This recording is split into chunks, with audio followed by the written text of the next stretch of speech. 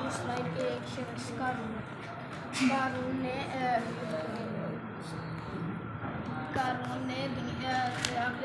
آخرت کی زندگی کے علاوہ دنیا کی زندگی کو ترجیح دی اور اپنی قوم کے علاوہ فرعون کو خدا مانا۔ اپنی قوم کے بجائے فرعون کی خدمت کی۔ قصص میں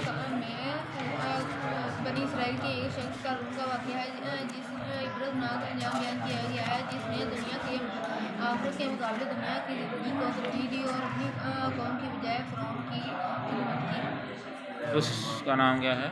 قارون۔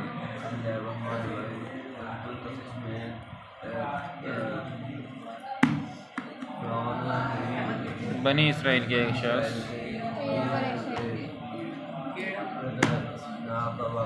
واقعہ بیان کیا گیا ہے، دنیا کے آخرت کے مقابلے دنیا کو ترجیح دی اور اپنی قوم کے بجائے فرعون کی خدمت۔ ایک شخص قارون کا عبرت ناک واقعہ بیان ہوا ہے، جس نے آخرت کی بجائے دنیا کی زندگی کو ترجیح دی اور فرعون کی خدمت کی۔ ہاں